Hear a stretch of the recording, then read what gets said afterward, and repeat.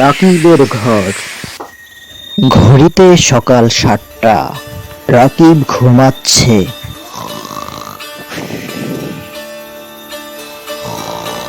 মা রাকিবকে ডাকছে। রাকিব, রাকিব, ওঠো বাবা, স্কুলের দেরি হয়ে যাবে। আহা মা, আজ তো শুক্রবার না? আরে বাবা, আজ শুক্রবার নয়, বৃহস্পতিবার, আর আজ তোমাদের বিজ্ঞান পরীক্ষা।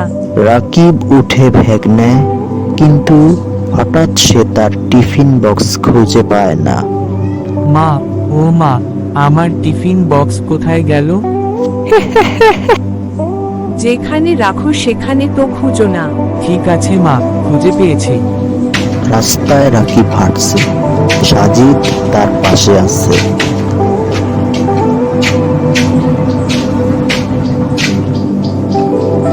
আজ স্কুলের পর ক্রিকেট খেলবি?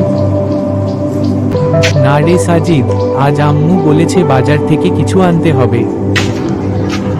আরে রাকিব, সব কাজ আম্মুরই, একটু খেলাধুলা করো না ভাই। কাজও ইবাদত, সাজিদ। দুজনেই হাসতে হাসতে এগিয়ে যায়। স্কুল শেষে রাকিব বাড়ি ফিরছেন। রাস্তার পাশে এক বৃদ্ধ বসে আছেন, তার হাতে ভারী ব্যাগ। চাচা, আপনি ঠিক আছেন?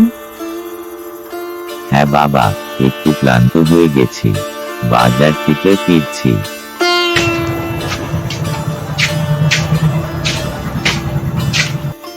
রাকিব তার বাসার উদ্দেশ্যে রওনা হয়। বৃদ্ধ তার পিছন পেছন হাঁটতে থাকেন। ঠিক তখনই হঠাৎ বৃদ্ধ হোঁচট খেয়ে পড়ে যান। ব্যাগ খুলে টাকাগুলো রাস্তার উপর ছড়িয়ে পড়ে। ইয়া আল্লাহ, চাচা, আপনি এইভাবে পড়ে গেছেন? রাকিব সব টাকা কুড়িয়ে ব্যাগে ভরে দেয়।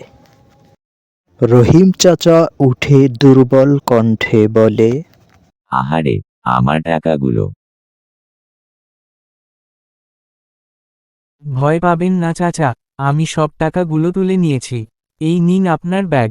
টাকাগুলো তুমি তো নিয়ে যেতে পারতে বাবা, কেউ জানতো না। হে হে হে, চাচা, জানতো না মানুষ, কিন্তু আল্লাহ জানতেন তো। হ হ হ। তুমি সত্যিই ভাগ্যবান ছেলে রে বাবা। গ্রামের দোকানে হাস্যরস চলছে। এই রহিম ভাই, 1 কাপ চা দেন তো, একটু বেশি চিনি দিয়ে। বেশি চিনি, ডায়াবেটিস হলে কিন্তু আমার দোষ নিবেন না। আরে ভাই, জীবনটাই তো তেতো, চা একটু না হয় মিষ্টি হোক। ঠিক কইছেন, আমার বউ অতি তো, এই কারণে আমিও চার ভিতরে ডাবল চিনি খাই। তাহলে আপনারে তো দেখি চিনি নয়, সরাসরি গুড় খাওয়ানো দরকার। এই রহিম ভাই, চা এত গরম কেন? আরে ভাই, গরম না হলে কি ঠান্ডা চা খাবেন? এটা তো আর আইসক্রিম না। আর রহিম ভাই, আপনার চা খাইলে জিহ্বা পড়ে, আর বাকিতে খাইলে মন পড়ে। রাকিব দোকানে যায় কিছু জিনিস কিনতে।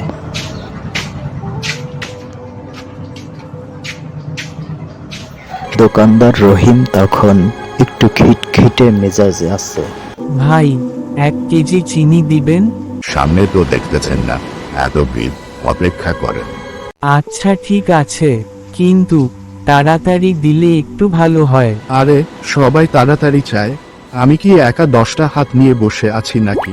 এই নাও, টাকা দাও তাড়াতাড়ি। ওহ চাচা, 1 মিনিট, এই নিন। আরে আশ্চর্য, এত দেরি করেছো কেন তুমি? ঠিক তখনই বৃদ্ধ চাচা উঠে দাঁড়ালেন এবং বললেন, এই রহিম, আরে শোনো, এই ছেলেটা আজ আমার টাকা ফিরিয়ে দিয়েছে। কি বলছেন চাচা? এই ছেলেটা? রাকিব লজ্জা পেয়ে বলল, আমি শুধু আমার কর্তব্য পালন করেছি চাচা।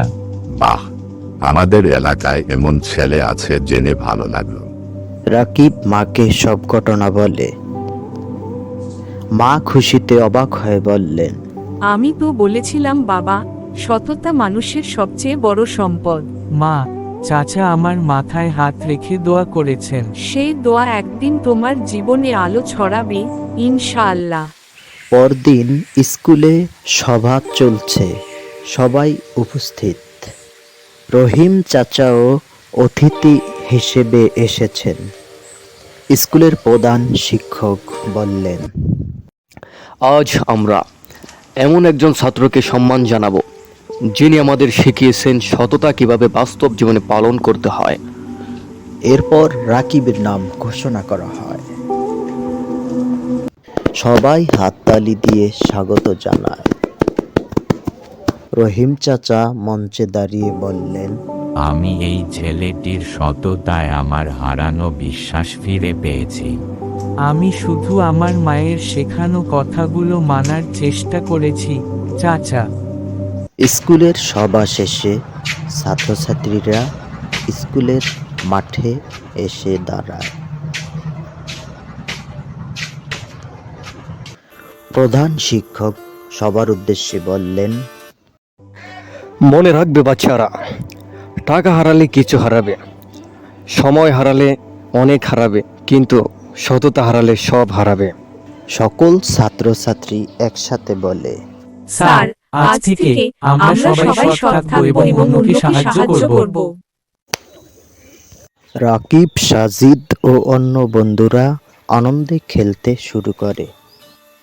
রহিম চাচা দূর থেকে হাসি মুখে তাকিয়ে উপভোগ করেন।